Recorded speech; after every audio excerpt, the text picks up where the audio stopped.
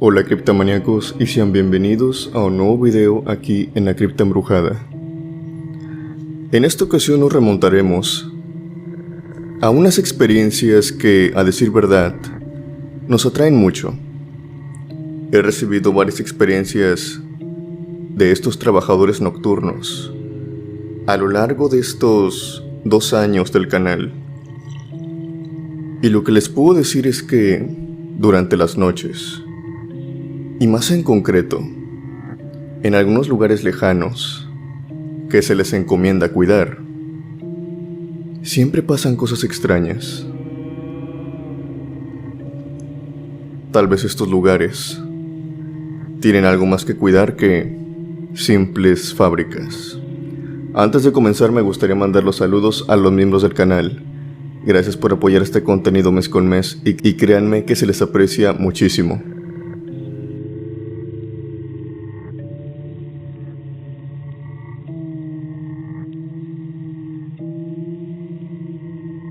También los invito a que sigan todo el contenido mediante Google Podcast, Spotify y las demás plataformas. También los invito a que si quieres mandar una experiencia, puedes hacerlo mediante Instagram y Facebook, mediante mensaje privado, y así podré compartir tu experiencia con toda la comunidad de la Cripta Embrujada. Ahora sí, sin más por decir, comencemos con estos relatos, que vienen de parte de guardias nocturnos.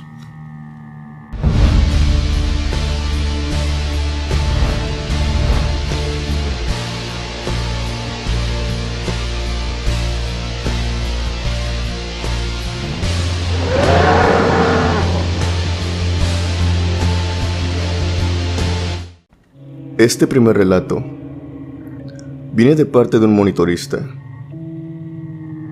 En aquella ocasión, todo marchaba de lo más normal para él, pero claro, tuvo mala suerte, por así decirlo.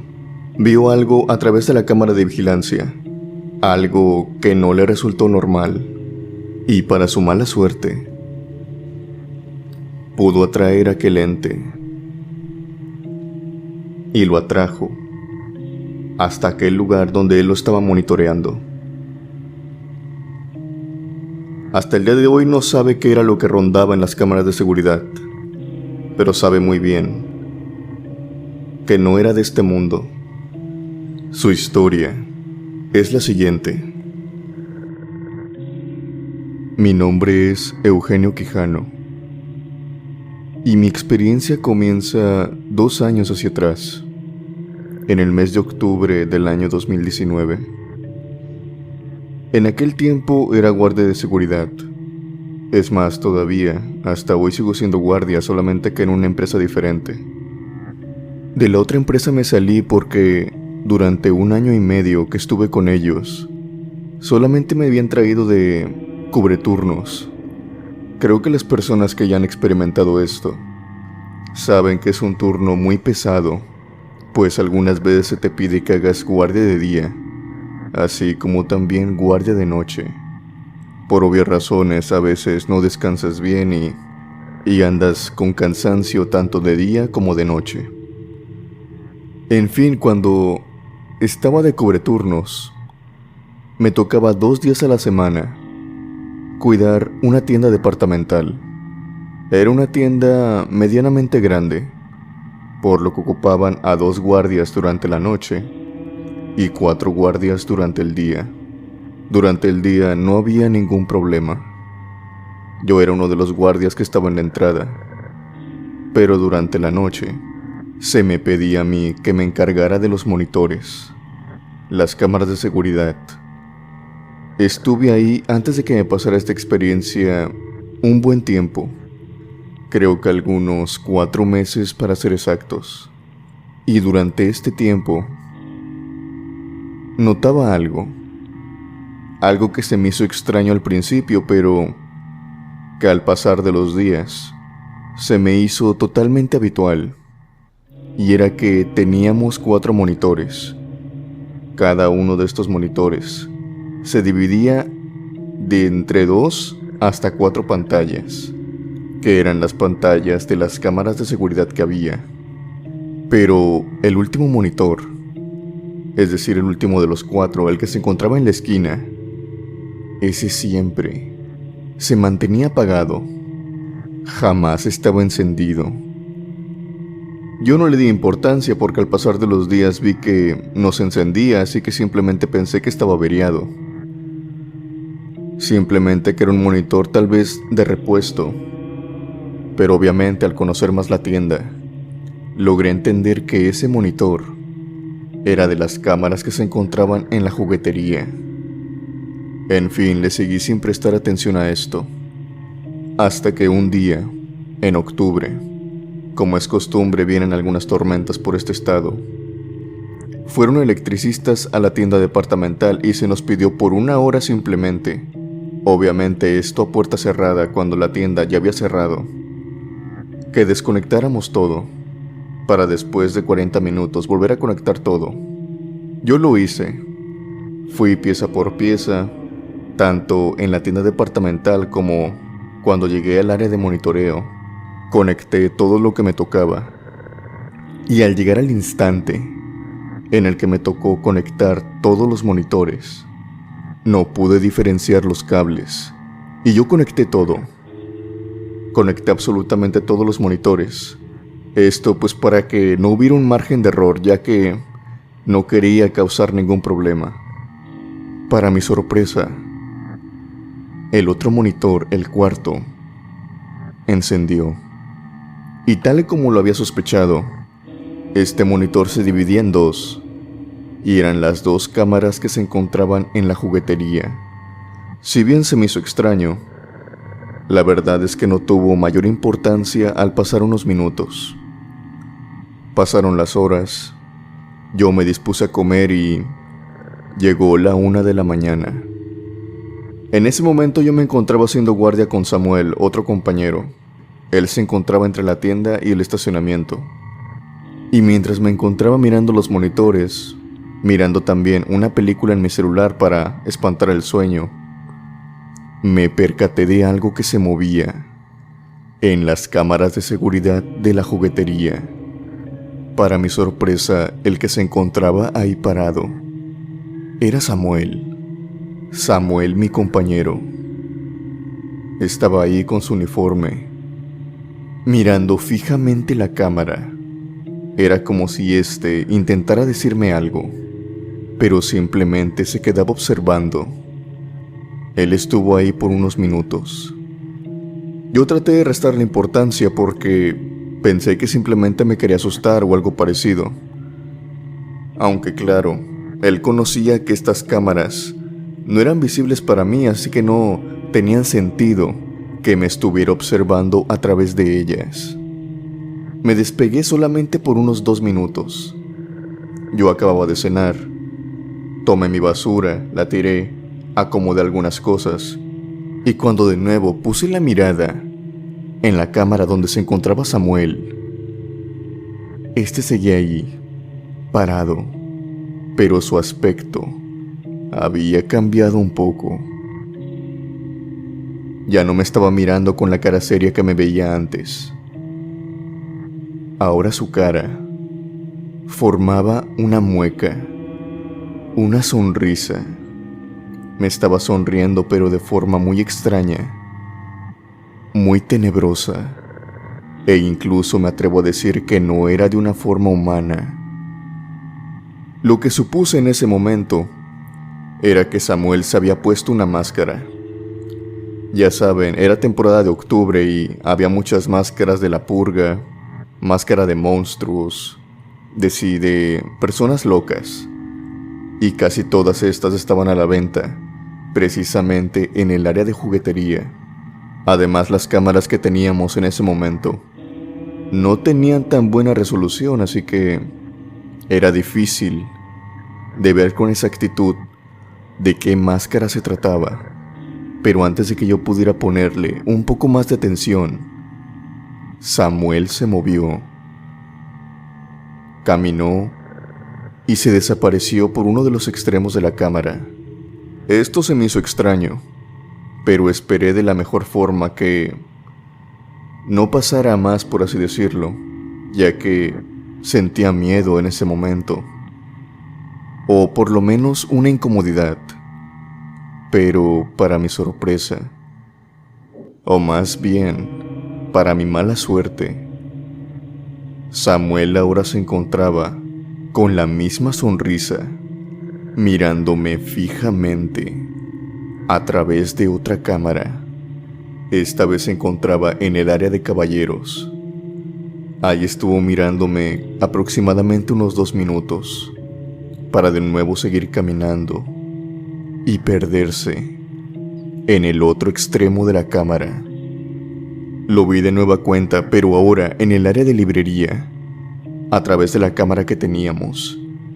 Otra vez caminó hasta ahí, y con la misma sonrisa y con la misma mueca en su cara, observó fijamente la cámara. Estaba más que seguro que esa mirada era para mí, y fue en este momento que entendí justamente lo que estaba sucediendo. Él no se estaba moviendo de manera aleatoria por toda la tienda departamental observando las cámaras, sino que se estaba dirigiendo hacia un sitio en concreto. Ese sitio era más que claro, que era el cuarto de monitoreo, que era donde yo me encontraba, y esto tomó más fuerza cuando lo vi acercándose por la última cámara que se encontraba en un pasillo de acceso al personal. En ese momento yo tomé mi silla, la giré y puse mi mirada y toda mi atención en la puerta. Sabía que por ahí tenía que aparecer. Algo de lo que me siento muy afortunado en ese momento es que había puesto el seguro de la puerta. Sabía que no iba a poder entrar. Escuché cómo giraron la perilla, intentando entrar. Pero no era como si lo forcejearan. Para nada, eso no sucedió. Simplemente como que la giraron para intentar entrar, pero al ver que estaba asegurada, desertaron por completo de eso. Acto seguido, lo que escuché fueron golpes tenues, golpes como si de alguien que no quisiera hacer mucho ruido, pero a la vez quisieran captar la atención. Estos golpes eran más que obvios. El que estaba afuera quería que le abrieran la puerta. Yo desistí de esto, y lo único que se me ocurrió en ese instante era llamar por radio. Obviamente, al llamar por radio, aunque estuviera una puerta en medio, se iba a escuchar mi voz desde el otro lado.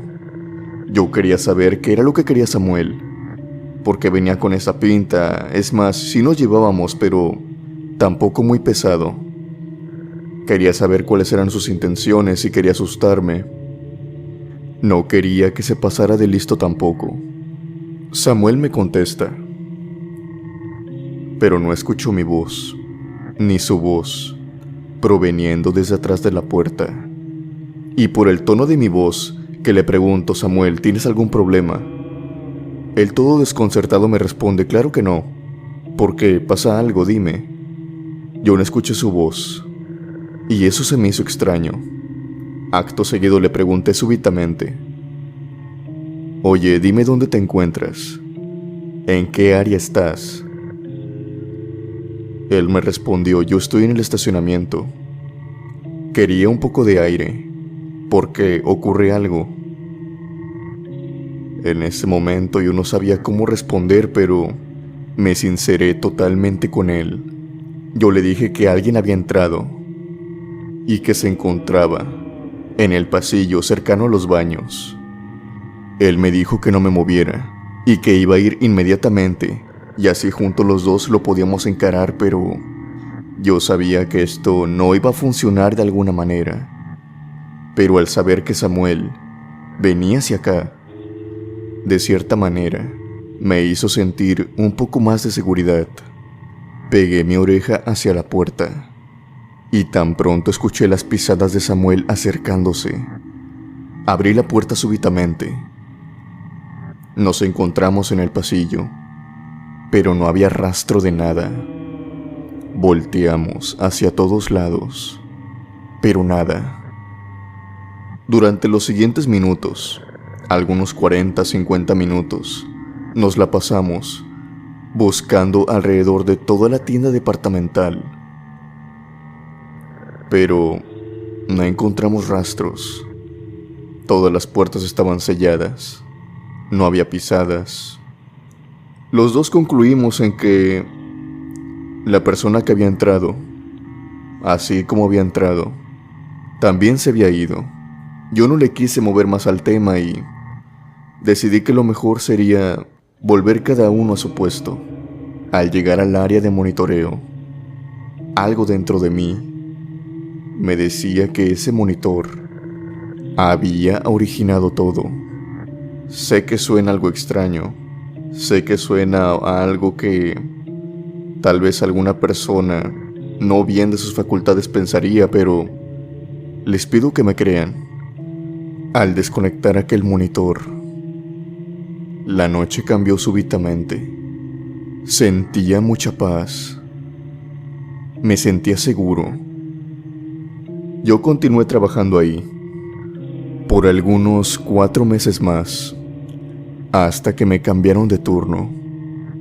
No volví a ver a aquella presencia.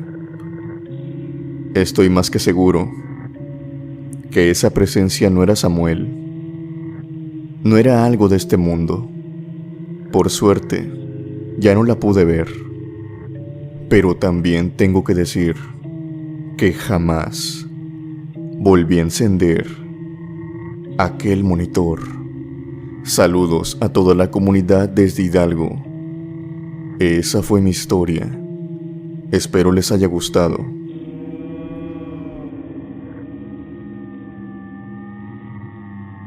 Esta segunda historia viene de parte de un guardia de seguridad armado.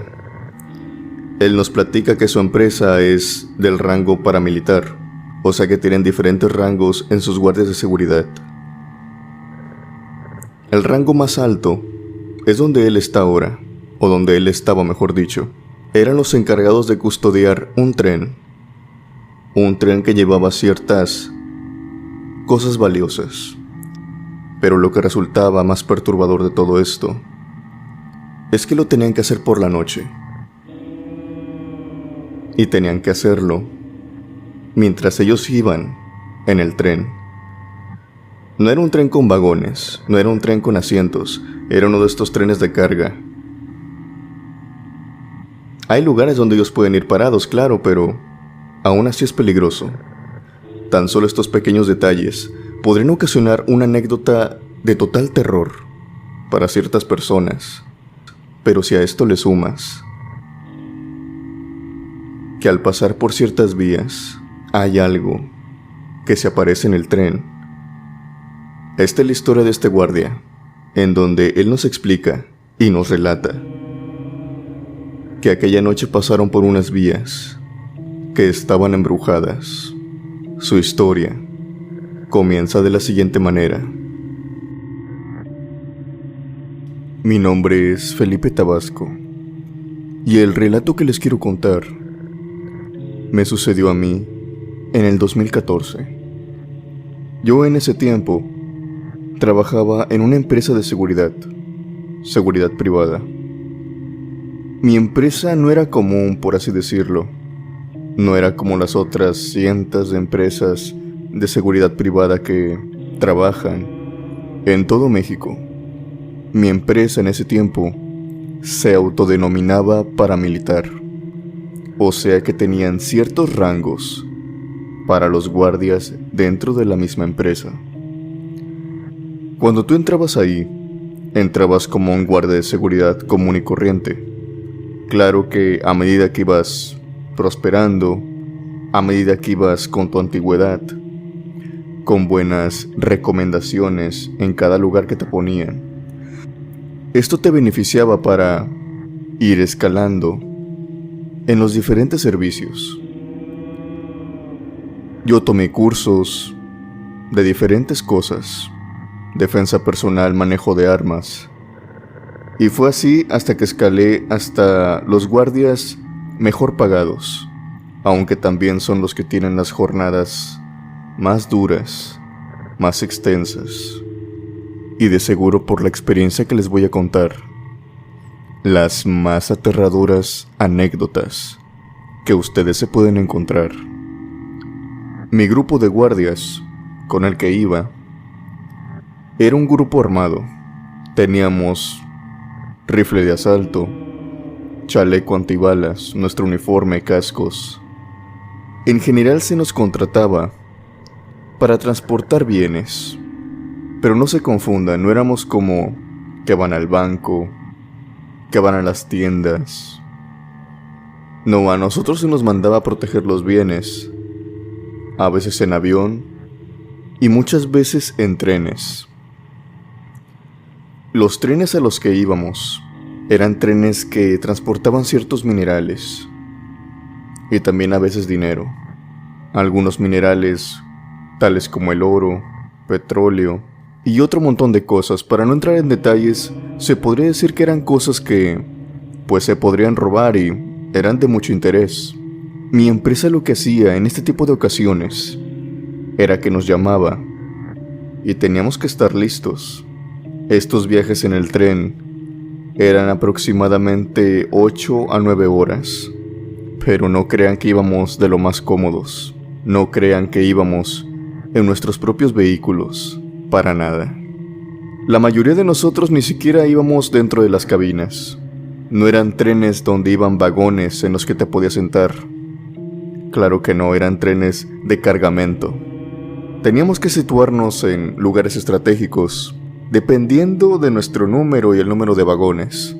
Por lo regular siempre nos tocaban en las esquinas, y cuando nos posicionábamos en un lugar, nos poníamos un cinturón de seguridad, el cual se amarraba a uno de los, ya sea uno de los extremos del tren, uno de los tubos, algo de fierro, algo que aguantara nuestro peso. Obviamente este arnés, por así decirlo, este cinturón, tenía cierto margen para movernos, pero era muy corto. Igual el tren a la velocidad que se mueve.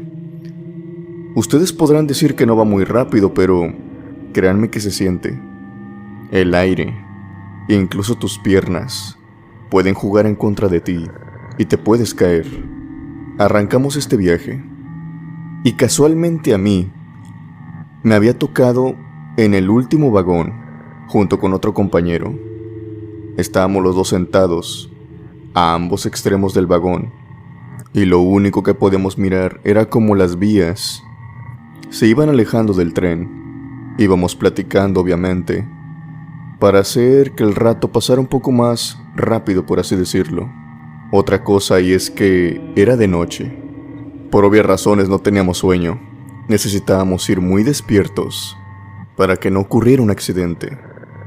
Lo que les puedo decir es que esto me sucedió en el estado de Sonora. En estas vías hay una creencia, y más allá de una creencia, es una verdad absoluta que todos los guardias, yo incluido, creemos en esto. Y es que a una cierta altura de estas vías hay una marca incluso más antigua de lo que yo llevaba trabajando en esa empresa. Guardias anteriores a nosotros la habían puesto, y es que esas vías a esa altura habían tenido algunos accidentes, unos accidentes que la habían dejado, por así decirlo, embrujada o maldita. El tren, sin querer, obviamente, se había cobrado las vidas de hombres y mujeres. Algunos dicen que estas víctimas del tren, ellas mismas se habían arrojado a las vías de este cuando el tren iba pasando. Otras personas dicen que muy por el contrario, estas personas fueron atadas ahí en contra de su voluntad para tener un final desastroso.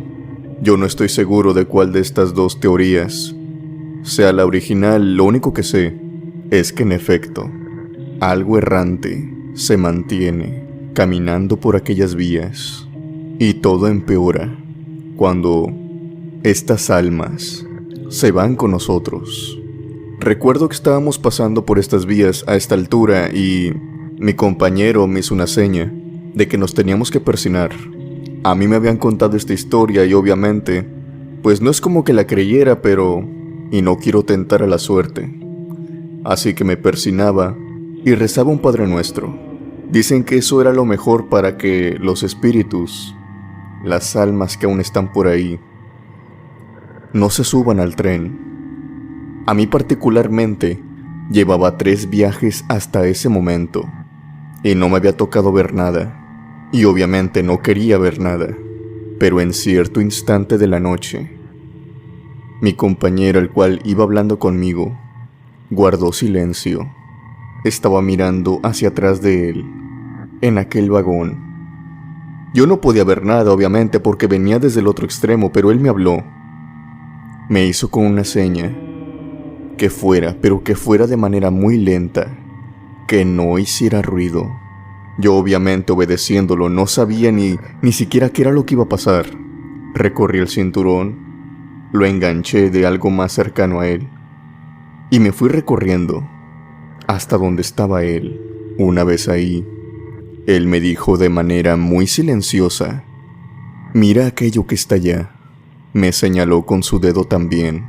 Al mirarlo, lo que pude ver, y lo que sigo hasta ahora firmemente en que lo vi, es que era una mujer sentada en el vagón del tren. Estos vagones, si bien puedes caminar por ahí, no es de lo más seguro. El espacio es muy reducido. Apenas si te puedes sentar. Esta mujer iba sentada ahí. Esta mujer tenía un cabello que le tapaba su rostro, que le llegaba más abajo de su estómago, un cabello totalmente lacio. Y vestía totalmente blanco. Traía un vestido desgarrado blanco. Era una mujer de terror, podríamos decirlo. Nosotros nos le quedamos mirando fijamente, y lo que nos sorprendió es que esta mujer iba de lo más tranquila. Parecía ser que el viento que estaba pegando, la velocidad del tren, las vibraciones para ella eran inexistentes. Ambos sabíamos que esa mujer no estaba viva, que no era una mujer normal, era un espíritu, y lo estábamos viendo como si se tratara de una persona de carne y hueso. Acto seguido, esta mujer se irguió, se levantó, y vuelvo y lo recalco de la manera más normal, como si estuviera en una silla, como si estuviera en un sillón. Dio un paso hacia adelante y se lanzó del tren. Una de las escenas que más me perturbó fue que esta mujer se lanzó, y cuando creíamos que íbamos a escuchar el estruendo, que íbamos a ver el cuerpo de aquella mujer rodando por el suelo, por el monte, esta mujer tan pronto se lanzó e iba a tocar el suelo, desaparece, pero desaparece frente a nuestros ojos, desaparece frente a nuestra mirada. Era como si ésta se disipara, como si fuera aire. Esto obviamente a los dos nos aterró, pero nos mantuvimos firmes. Yo me recorrí y volví a mi lugar, y no sabíamos qué decir, hasta que mi compañero rompió el silencio. Él me dijo lo siguiente: «Esto no puede ser bueno, va a pasar algo malo». Yo le pregunté: «¿Pero de qué estás hablando? ¿Significa que va a pasar algo malo, va a pasar algún accidente?». Él me asentó con la cabeza diciéndome que sí, que por eso muchas veces de las que pasaban, se persinaban, rezaban, para que estas almas no se fueran con ellos en el tren, que cada vez que veían a una, solamente augura que un accidente iba a suceder. Acabas de ver un fantasma, y para rematar con esto te dicen que su sola presencia significa que va a suceder algo malo. Yo iba muy nervioso y con mucho miedo. Pensaba que el tren le iba a suceder algo, pero por suerte no. Llegamos al destino, y tan pronto llegamos, tan pronto nos reagrupamos, me enteré de algo que había sucedido más o menos a la misma hora de la que habíamos visto a aquella mujer. Uno de mis compañeros se había intentado, por así decirlo, lanzar del tren. En este momento él estaba siendo atendido por la enfermería, le estaban dando algunas pastillas, le estaban tomando la presión. Y cuando le preguntábamos que por qué se había intentado lanzar del tren, él simplemente nos decía que no lo sabía, que no tenía motivos para lanzarse, que él cree que fue un mareo, pero semanas después nos contestó que no se sentía mareado, que simplemente, cuando iba en el tren, vio a una mujer que iba a un lado de este. La vio rápido, pero que tan solo con mirarla, le entró una tristeza muy grande. Era como si de un momento a otro tuviera depresión, pero una depresión muy fuerte, que él por voluntad propia decidió lanzarse del tren. Por unos segundos, la tristeza absoluta lo controló, y lo que le salvó la vida en ese momento fue precisamente este cinturón que nos ponemos. Un compañero mío de inmediato llegó, lo tomó del hombro y lo jaló de nuevo hacia el tren. Él obviamente dice que no tenía razones para acabar con su vida, simplemente fueron algunos segundos, los cuales él nos explica por qué decidió hacerlo. He investigado sobre lugares que tienen una cierta pesadez, y no son pocos. Esto me llamó mucho la atención y quisiera compartirlo con ustedes porque, tales como el bosque de Japón, como el puente, donde los perros se lanzan voluntariamente para acabar con su vida, hay más también. Hay lugares que se explica que tienen un aura, una cierta melancolía, que al pasar por ellos, al adentrarse, te hacen hacer cosas que posiblemente lamentes por el resto de la eternidad. Hay ciertos lugares, los cuales que se cree que si entras tú con algún sentimiento, que si estás pasando por un momento difícil de tu vida, es muy fácil acabar con ella en este tipo de lugares. En ese momento caí en cuenta que estas vías, al menos a esta altura, es un lugar parecido a estos. Tal vez las personas que dicen que fallecieron ahí, muy probablemente, creo que ellas se lanzaron voluntariamente hacia las vías del tren. Estaban pasando por el lugar incorrecto, en el momento incorrecto, justo cuando el tren estaba pasando. Esta tristeza les invadió y se lanzaron a este. Pasé por estas vías muchas ocasiones, pero jamás volví a ver ningún espíritu. Claro que también tengo que decir que sí sentía la presencia de cosas, pero mi mirada, mi vista, siempre la dirigía hacia el frente. No quería saber para nada qué era lo que estaba caminando o qué era lo que se subía al tren. No quería que la melancolía, que la tristeza se apoderara de mí una noche e hiciera una locura. Gracias por escuchar mi historia.